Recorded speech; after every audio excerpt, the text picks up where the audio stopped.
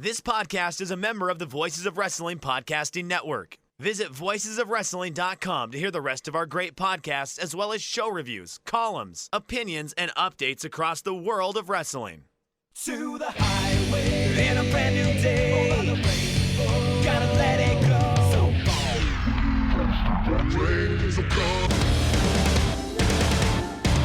Fast to freedom. Stars tonight together. Here everybody singing.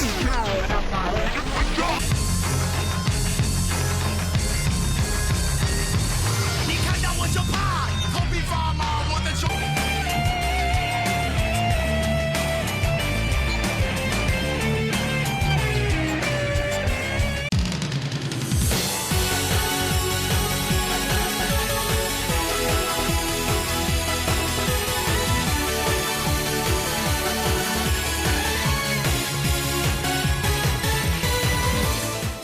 Welcome back to Open the Voice Gate for May 19th, 2020. We are members of the Voices of Wrestling Podcast Network. You can find our podcasts on the Voices of Wrestling feed or on our own dedicated RSS feed on all the podcast platforms and apps of your choice. We are on Twitter at Open Voice Gate. I'm one of your hosts. It's your old pal, Iron Mike Spears. I'm joined as always by Case Lowe. In case we actually have 2020 Dragon Gate Wrestling to talk about for this quick update.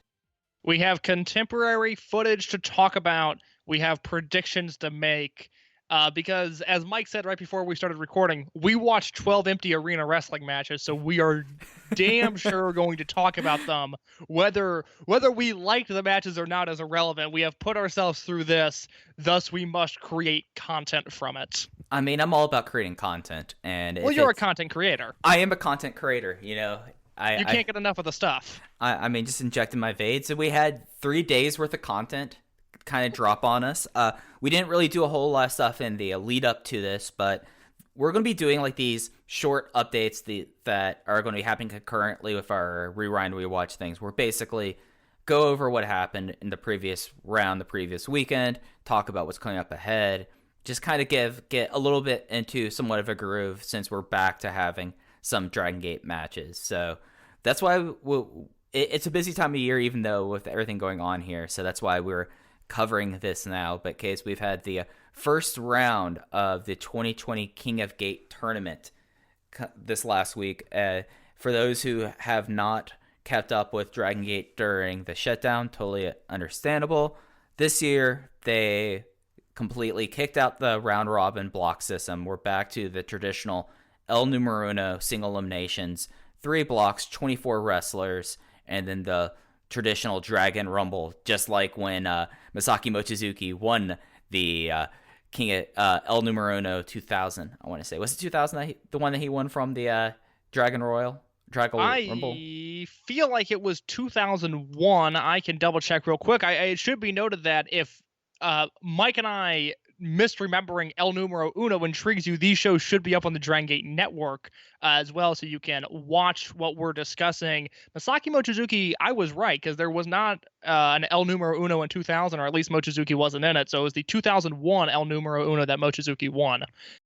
Right, so we have 3 blocks that are happening here. They've been uploaded, and each block has been loaded on Friday, Saturday, Sunday. Each of them is basically about 45 minutes of ring time. And when they announced these blocks, Case, what was your first impression? Because this was, at least for me, one of the first years, I feel like in recent memory, where I had absolutely no feel about who was going to win King of Gate, whereas in the past I felt like I had a pretty decent inclination. I had no feel for for who was going to win this going into the tournament. After round 1, I think I have a pretty solid idea of what is going to transpire, and we'll talk about that in just a second. As for the tournament as a whole, I was excited about a lot of the block matchups. They had KZ and Hayo in the first round, as well as Yamato and Ryo Saito. Those were on night 1. Night 2, Dragon Dia versus Takashi Yoshida was very predictable, and it came out, that was actually on night 3. It was very predictable, and it happened the way I thought it would. And there was the Kaito Ishida Jason Lee match as well that looked good and was good. The thing with these shows, there seems to be a ceiling on this format for Dragon Gate, because their first few empty arena shows, or the first two rather, were in Kobe Sambo Hall, and they had some resemblance of fans around the ring, meaning it was just the wrestlers sitting in their unit designated spots around the ring, but it at least created some life. And one thing I've learned from watching these shows is just how much Dragon Gate and the wrestlers rely on reactions from the crowd, and how in a normal setting, how much they gesture and feed off of the energy of an audience. And that is all gone on these shows. So none of the matches have been bad. I mean, there was a Dragon Kid versus Diamante match on night one that wasn't great, but everything else has been passable. And if you're just watching the shows for something to watch, they eat up 45 minutes to an hour. I mean, I recommend it, but nothing through the first three shows has been all that great per se. Yeah, I would say that the Sambo Hall shows felt like old studio wrestling in a lot of ways, or at least as much of a similarity as Dragon Gate can really make in this time and age. These just felt kind of like they were just matches that were taped. Whereas like they taped this at Lapis Hall where they do Prime Zone and the rookie shows, and it just had a completely different vibe that I think like the person that you really remarked like relies on the crowd so much was Dragon Kid. Mine was Genki Horiguchi. This person I know is like, this is a guy who needs a crowd. And well, I said it in my review of the Horiguchi match, was watching him do a backslide from heaven to no reaction was jarring, and I hated it, quite honestly, just because we've become so accustomed to these things, and the Horiguchi backslide always generates some sort of a reaction, and having him do it to Kai and having it fall to silence was upsetting to watch. It just wasn't the same. Yeah, it's just, this was not the same. There are some wrestlers that I feel like perform or understand this kind of format a little better, like Masaki Mochizuki. He's been doing a lot of empty arena wrestling for Pro Wrestling Noah, so like he understands, and his style really adapts to it. Someone like Genki Horiguchi or Dragon Kid, they need the crowd response. And then we get like some people like Ryo Saito. We got serious match Ryo Saito on night one, which is something that does not happen very often, and I thought that was kind of remarkable as well. But it's a different feeling, and it's something that I really like, the return to some semblance of normalcy, some semblance of, well, Kobe World has not been canceled at this point, so we need to kind of set up things for whatever a Kobe World or an Anniversario show would be like in the end of July. So you have to have a King of Gate. We lost Dead or Alive, which is like the real kind of moving into second or third gear on the road to Kobe World, and now we're having like a new way to kind of settle it here. And it's just kind of interesting, like the way they're doing this. Like single elimination makes the most sense for this kind of thing, especially with the size of the roster that Dragon Gate had. I mean, with 24 wrestlers in this tournament, we had no Gamma. Gamma is not on these shows at all. No Kness, none of really the real rookies. I mean, no Kanda, no Don Fuji. No Don Fuji, which for me is a great misstep. And then no Masato Yoshino. So it makes sense how they're doing this, and it does make you think that they're doing this in a way to kind of set up for whoever might be Doi's next challenger, if it's going to be at a return show, if it's going to be at some sort of Kobe World. I feel like that's kind of the role of this here. And do you think I'm off base in saying that? No, I think we are going to get some version of a Kobe World no matter what, because the venue that they're running it is in Kobe, which is low on the list of things that matter right now, but you can at least have a Kobe World just in a different format and a different venue because of where they're running. So I like what they're doing. I like the fact that they have shows, even if they're empty arena, which is, it's hard to watch. And after 3 days of empty arena shows, I was like, okay, I'm good. And I will recharge my batteries this week and then review the shows this upcoming weekend. But the shows are easy to watch. I'm really glad they ditched the round robin format, at least for this year. It's 4 matches. I think the longest one has been 15 minutes maybe. it's super digestible. It's just how much tolerance you have on the empty arena format is what your gauge should be on whether or not you should watch these shows. Yeah, the longest match was 15 minutes, 18 seconds. There was several matches that were right around 10 minutes. Nothing really went on too long. What I think we're going to do, since you've written reviews, I'm going to run through the results, and then we could talk about what pick matches we kind of want to talk about something about, if that works for you. Please. All right, so on May 15th was the release of the Block A first round matches. The first match, as you mentioned earlier, was KZ versus Hyo, where KZ won in 9 minutes and 8 seconds after Hyo attacked Takayuki Yagi, the referee. The second match on this was Yamato versus Ryo Saito. Yamato won in 13:11 with the Galleria. Match 3 was Diamante versus Dragon Kid, where Diamante got the win in 10 minutes and 53 seconds with the Vuelta Finale. And the last match in the A block was Susumu Yokosuka versus Yosuke Santa Maria. And for the first night, probably the biggest upset, as Santa Maria beats Susumu Yokosuka with a leg roll clutch in 11 minutes and 48 seconds. On the 16th, we had the B block. The first match was a rematch of the Bravegate match from 2019, as Kaito Ishida goes 2-0 on Jason Lee in 10 minutes and 2 seconds with a modified ankle lock. Match 2 was one of the other bigger upsets, as BB Hulk lost to Keisuke Okuda in 11 minutes and 26 seconds after the lights out. The third match was Kai versus Genki Horiguchi, and Kai advances in 10 minutes and 6 seconds with the Ganasuke clutch.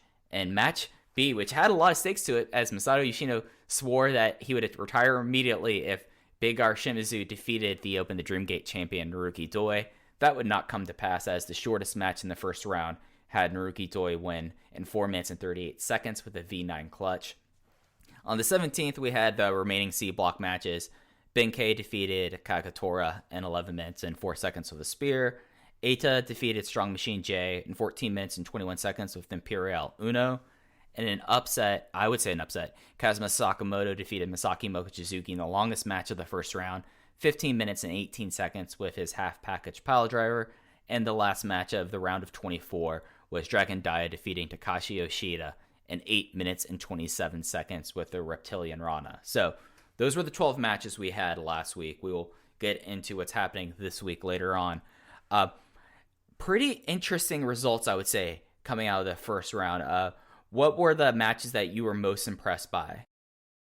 Yeah, I'll go show by show here real quick. I think on night 1, Yamato versus Saito is the match to watch. I think the last great match Saito had before this was 2013 against Yamato and Korakuen Hall. Those two have excellent chemistry together. I think that's the best match of the tournament thus far. If you go to night 2, I think Kaito Ishida versus Jason Lee, anytime those guys are in the ring with one another, it becomes essential viewing. So that's my pick on night 2.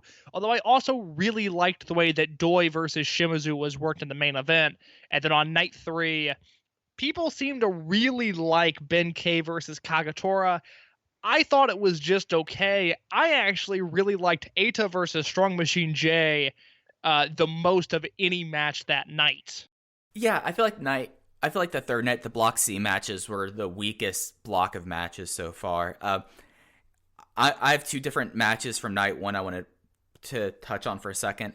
I thought that Yosuke Santa Maria versus Susumu Yokosuka was a great little sprint. You know, I mean, we had serious Santa Maria from the jump, and then there was a lot of Susumu basically flying around to try to contain Yosuke Santa Maria, and I thought that was real interesting, a whole lot of fun. I am with you on that. So far, I think one of the matches of the tournament, though, is Sairyo versus Yamato.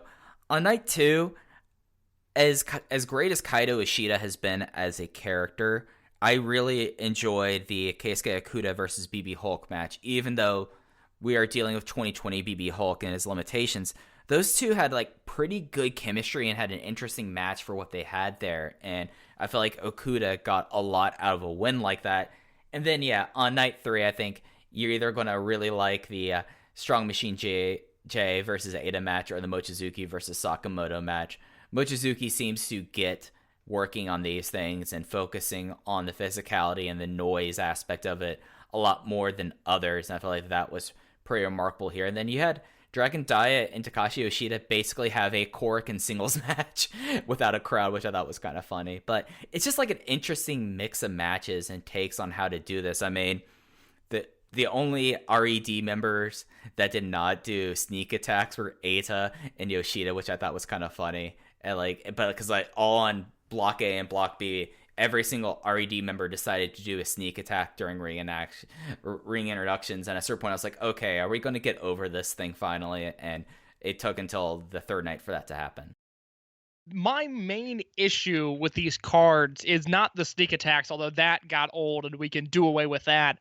But in like 90% of these matches, just for whatever reason, just because the space existed, at some point somebody threw somebody to the floor and they did the weakest like walk and brawl segment ever. And it was the same for every single match where they would just dump somebody through the middle rope, throw a few punches on the outside. Okay, come back in the ring.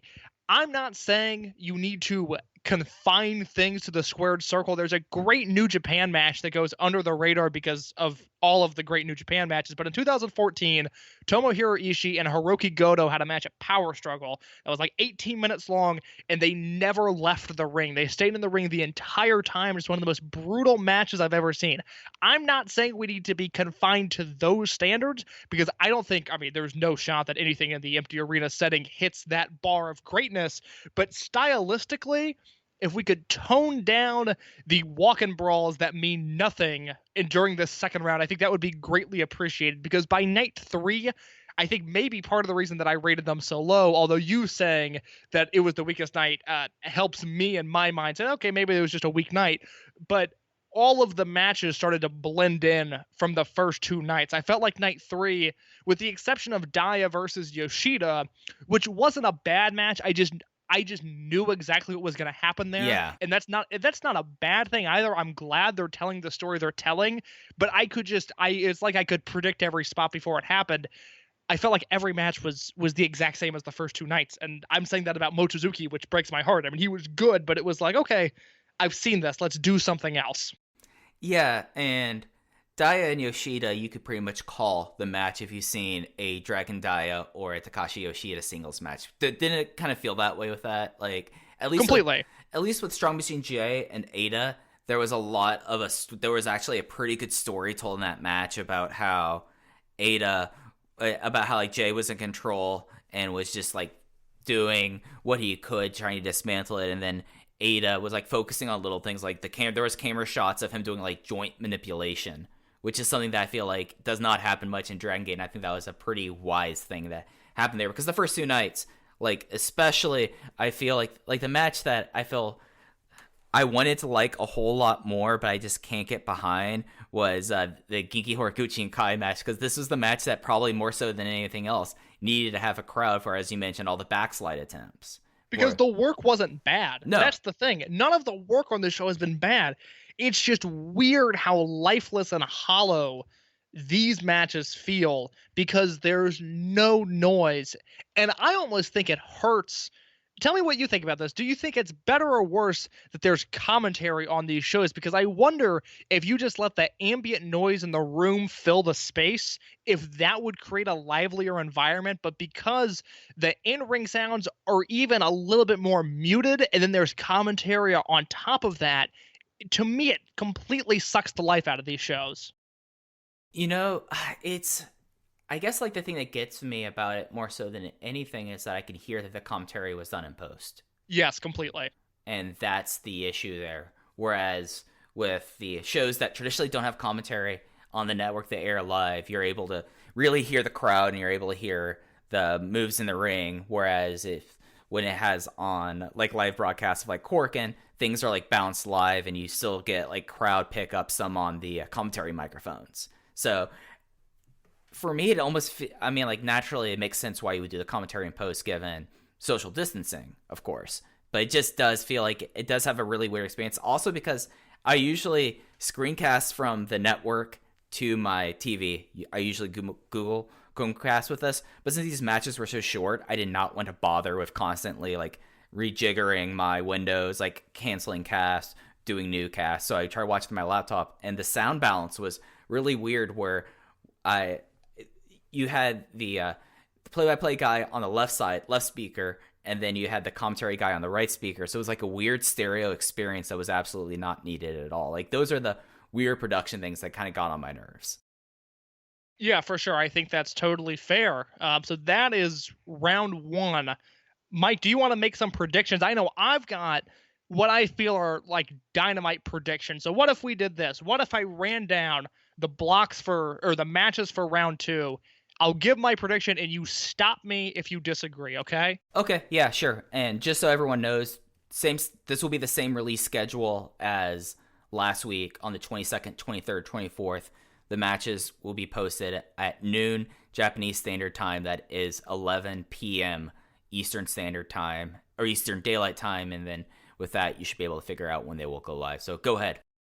So the A block matches and the second round of shows will feature the 2 singles matches and then a bonus tag team match on all of the shows. So I'll run down all of these cards. The bonus match on the A block is going to be Kness and Gama versus the former Starker Ichikawa and Sachihoko Machine. I'm so upset that I have to review that match. I would love to be able to skip it. And then as for the block matches in the A block, it is KZ versus Yamato and Diamante versus Yosuke Santa Maria. I have Yamato over KZ and Diamante over Maria. All right. All right. I think you can make an argument for KZ winning this match and Yamato winning the Battle Royal. Interesting. I could see that too. I just have a feeling from how strong Yamato looked in that first match and how Yamato was trying that he's got some legs in this tournament, that Yamato likes whatever booking is ahead of him. No, it does seem like Yamato, this is an inspired Yamato, and if I were to pick a favorite out of the 12s, Yamato would be my favorite to win this whole entire tournament. So, no, I totally get your justification there. I just think that there is a possibility that whoever wins the Dragon Rumble will come out of this match. B block matches. The bonus match on this show is Super Shisa and Ho Ho Loon versus Problem Dragon and Jimmy.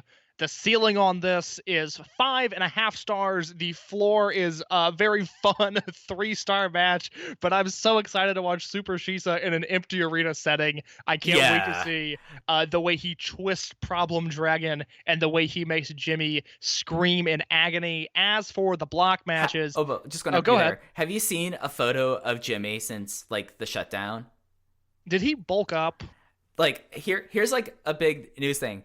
All the guys who are saying that Dojo have just decided to become tanks. Like everyone has seen Benkei. Apparently OG Shiba has become one as well. And Jimmy has gotten really jacked. So I'm really excited about like seeing like this. Like I'm all for like these guys going, well, I have nothing else to do than to eat protein, work out, train, eat protein and work out. So I'm real interested to see like how they've treated themselves over the last month there. And then, of course, Super Shisa in this format, he kind of is the king of Lapis Hall, so it's appropriate that he's going to be in this match here. Yeah, I actually, that's right, because Jimmy on the April Empty Arena show, I made note of like, wow, he looks much bigger. So another month of training and lifting. I can't wait to see what he looks like. I don't think he's going to be like the 20-kilogram gain that Benkei reportedly has had, but it could be something remarkable. It could be something remarkable, as could the B block matches, as we have Kai versus Naruki Doi and Kaito Ishida versus Keisuke Okuda. I'm going to take Doi over Kai, and I'm going to take Ishida over Okuda. Yeah. I mean, having Doi in a knockout tournament means whoever eventually pins Doi should have a claim on a Dream Key. So, and I don't see it necessarily being Kai, even though I think that these two probably will have a really interesting match. And of course, great booking here. They've been at each other's throats from pretty much the start of the year. Having Ishida and Okuda in this tournament is going to be really exciting. This block of shows is probably my most anticipated block of shows of this next weekend. C block bonus match. It is Masato Yoshino, Don Fuji, and Yosushi Kanda against Punch Tamanaga, Kota Minoura, and the newly dubbed Power Junior OG Shiba. That should be a fine affair. And then the C block matches, Kazuma Sakamoto against Dragon Dia and Benkei versus Eita. I think Dragon Dia's luck is going to continue. He's going to defeat another RED member in Kazuma Sakamoto. And I think last year's King of Gate winner, Ben-K is going to fall to Eita in the second round of the 2020 King of Gate. You know what? I don't have any objections here. I feel like that there's a pretty clear line of booking for Dragon Dia here, and I think him overtaking members of RED is that fair. And Eita, with the way that Ben-K kind of handled him last year, one can argue that he needs to get a win back here, especially since he is one of the few people in RED who have not held a championship this year. Do you want to predict these matches even further, or Yeah, as let's do it. we go? Okay, let's go through the whole thing. We'll see how wrong we are. Yes, let's get this on record that I will have the correct booking takes as we move to what will likely air the week after this, the semifinals matches. Maybe I'm doing that right. Quarterfinals, maybe? The block finals. Block finals. Thank you, Mike. Yamato versus Diamante. I'm choosing Yamato. Ashita versus Doi. I'm taking Doi. And Eita versus Dragon Dia. I'm taking Eita. You see, I think Dia has the rookie run this year. Really? I think Dia wins his block. I would be very into that. They are clearly behind him. They clearly like him. It seems like everybody that come in contact with him likes the kid. Man, I just don't think he's pinning Eita. I mean, that is a stamp of approval that if he does that, even if he doesn't win the tournament, which I think is impossible, but if he pins Eita, that is a major seal of approval for this kid's future.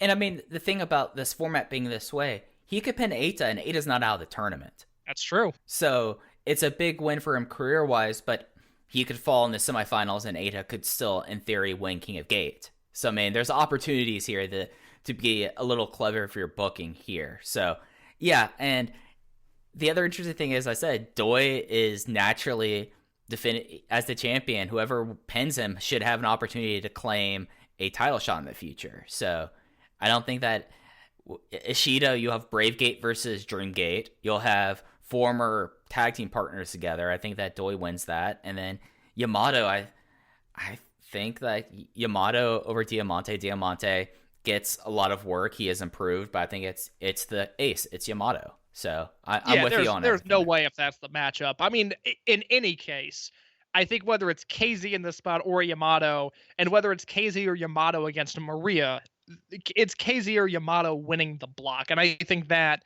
is, with all due respect to the other two, I think that's a very fair assessment. Right. Yeah, absolutely. So we have our block winners. We both have Yamato and Doi winning the A and B blocks. We are divergent on the C block. I think it could be Dia. You're thinking Eita. Who's going to join them in the Battle Royal? I think the person that is going to join them in the Battle Royal, a man that is currently holding a title in another company, at least I believe, someone who has an incredible amount of success in all of their years in the company, and someone who Dragon Gate can always rely on to deliver a quality match when needed. He's also the 2014 King of Gate winner. I think Susumu Yokosuka is going to be winning that Battle Royal and is going to go on to the semifinals. Okay. I think that out of the people we've prognosticated, I think Eita wins the Battle Royal. So I think Eita gets back in the tournament after losing the block finals. That would be very fair. I think either way, that's a smart bet. I was really struggling with who I wanted to come out of the Battle Royal. Sure. And then I looked at the remaining matchups because now, to me, you're looking at Yamato versus Doi, and then, who's going to wrestle Eita? Well, Eita versus Susumu is fitting of a King of Gate semifinals match. So that's the way I'm leaning there. I mean, they've had one of the better King of Gate matches in the round robin block history. Oh man, take me back to 2016. The Apocalypses made its debut during that match. So a moment in time, if you're a newer Dragon Gate fan, a moment in time which Eita versus Susumu happened, and people were trying to devise ways to get the Dream Gate belt on Eita as soon as humanly possible. And that's not being facetious. No. He was looked at for a 3-month period in 2016. It's like, oh, this guy's the future of the company. Like, forget T-Hawk, forget Tozawa. It's Eita who this company needs to build around. How things change. Yeah. And it's now we're getting to the block finals here on this. I have two scenarios I want to propose to you, Case. Okay. for who I think will win King of Gate. The first one is if it's going to be in front of a crowd. The second one is going to be if it's not in front of a crowd. In terms of Kobe World? Kobe World, yes. Okay, Or yes. whoever gets their title shot of this. If it's in front of a crowd and they're able to have a Kobe World in front of a crowd, if that's at Kobe World Kennen Hall, or if it's at Sambo Hall or some things, I think you have Yamato do that. Because you're going to need to have like the company guy out in front against his former tag team partner. And especially if they have this thing at Kennen Hall, they're going to want to get butts in the seats, and that is on paper probably the biggest title match in the company could have. So that's who I think wins King of Gate under those circumstances. If it's not, you can have fun here. You could have Ada win King of Gate, and I think that's a smart move. So I think it's either going to be Yamato or Ada, given on what the realistic possibilities are for Kobe World 2020. Who's your pick for the winner of King of Gate? You know, I looked at this a lot of different ways, and I ultimately am going to take someone else's idea, give them credit for it, but present it as my own. And that is the prediction that Dragon Gate J had when he said that Naruki Doi was going to win the entire thing. I think he's going to beat Eita in the finals, and then he's going to challenge Masato Yoshino for one last match, put the title on the line. Let's do it in front of the big crowd, because I think if you keep it within unit, if you keep it Toryumon versus Toryumon, there is your story, and the fans can understand that although there are stakes at play, it can almost be looked at in sort of an exhibitional type way. Whereas if you're going to continue the generational story with your biggest title on your biggest show, assuming it happens in front of fans, I think you are asking a lot to have some sort of generated heat and generated story that sort of branches off from what they've been doing. I think Yamato versus Doi, although it would make sense, although I'm sure it would draw, and although I'm sure that fans would be into it in the building, I think that somehow neglects the larger story that is trying to be told here. And so I really think the safe bet and the right choice is Doi versus Yoshino at Kobe World, a match that they've done on seemingly every pay-per-view at this point but Kobe World. They've never had the big singles match on the big show. Okay, I like that idea. That was the thing that was kind of sneaking in the back of my head, that, oh wait, you can only do this match so many more times before Yoshino hangs it up. Like, that is, when I said that Yamato versus Doi is the biggest match they could probably do, that's the other one. So we both think that they're going to be trying to put their best foot forward in front of what could be a completely fresh crowd, or trying to get people into the building in July. So I like your idea there, and I think that's one of those things that with a lot of these people, and especially with like the 3 remaining members of the Big Six, this is kind of like the story that it has to be around 2 of those 3 in the main event at Kobe World, and one of them has to win King of Gate. Yeah, I think that is the safe bet. You're looking, RED doesn't have anybody strong enough to headline a big show with fans at this point. So you're looking at some combination of Doi, Yoshino, Yamato, and where the chips fall, we will see. But I think it's going to be Doi versus Yoshino. And I think if it's in front of a crowd, it's versus Yamato. And if it's not, then you don't need to have, you don't need to worry about RED guys trying to get tickets, because you're going to have it in front of an empty arena anyways. And that's why you finally need to kind of give Ada his big win to try to get him built up as it would be his first ever Dreamgate challenge. So that's another reason why I think that might happen as well. But we were going to keep these things kind of tight, so I think we're going to call it here. We're going to still have the Dragon Gate USA Rewind and Rewatch series going on here. We're just going to be doing short updates through the tournament. And if it turns out that there's going to be more empty arena shows coming up, I know they have announced like rookie debuts, if we want to touch on that real quickly before we go. Oh, yes, of course we can. I just happened to close the Facebook page right before you said that. That's on me. That's a curveball. It's, well, and much like my baseball career, and although I was very successful as a pitcher in my junior high and high school days, I was always a terrible hitter, and I could never adjust to the curveball. It's nice to see that Mike is continuing my trend of failure on the Open the Voice Gate podcast. As we talk about rookies, there are more kids from the dojo making their debut on an upcoming Dragon Gate Network Empty Arena broadcast. The broadcast date will be announced when decided, but we will have the debut match of both Madoka Kikuchi and Saru Fujikawa. They will be wrestling Kento Kabune and Takedo Kamai in a tag team match in their debut. It looks like Fujikawa he was born in 1995, so he's 25 years old, and Kikuta is younger than me. He was born September 20th, 1999, so I have him by a few months. Yeah, and if I'm right, I remember hearing that one of them was a former capoeira player, which is very interesting base for wrestling, and I think that could be really kind of cool. Did you ever play any Tekken? I know you're not as much of a gamer as I am, but were you ever a Tekken guy? I was not. Well, there was a guy called Eddie Gordo, who is basically a capoeira guy that if you ever played against anyone in Tekken, you could cheap your way out because you would be able to just smash buttons, and I think that'd be really kind of interesting here. And then, yeah, I mean, it would be great to see Kabune and Kamai back. I'm definitely intrigued. I know that Kakuta was someone that was announced before the shutdown as making his debut, so that he's been in the pipeline for a while. They just announced Sora Fujikawa this week, so I think that's really exciting. And then we still have Masahiro Inoue, who only just done one match at the Torimon reunion show. So we have like 5 rookies now. I forgot about that. Yeah. It is Kikuta who is the one with the capoeira background. His bar to clear is now Tadarius Thomas of former ROH fame, because he had that in-ring style as well. And like Mike said, it's going to be exciting to see Kento Kabune. I think Dragon Gate had a ton of plans for this kid before everything got shut down. He was someone who had his own T-shirt on the Dragon Gate website. Yeah. And it looks like it's sold out now, because I looked for it to reference it this morning and it was no longer on the site.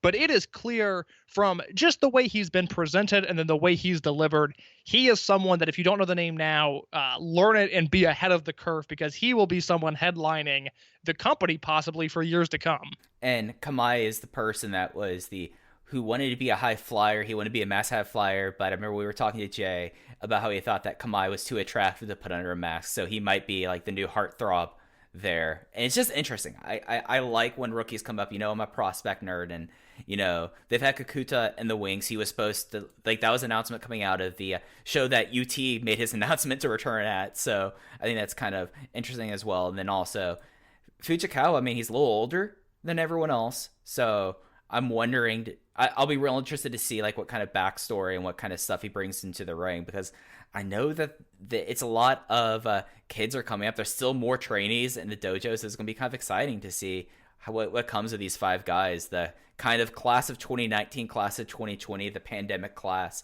of the Dragon Gate Dojo.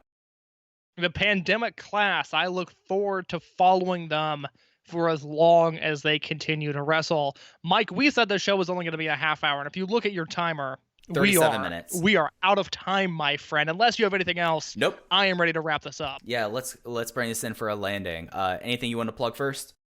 Oh, you know where to find me. I'm on Twitter @_InYourCase. Mike and I both tweet from the Open the Voice Gate account @OpenVoiceGate. And I've been watching a lot of classic All Japan lately, so you can interact with me about Dragon Gate or Genichiro Tenryu, and I will field your responses. Yeah, you can find me at Fujiheya. Usually it's Dragon Gate or AEW related stuff, or just my own personal budding just mental breakdowns. So that's going to do it for us here. We will be back with y'all very soon with another King of Gate update, and if we don't hear you then, we'll be back here with Rewind and Rewatch. So until next time, take care.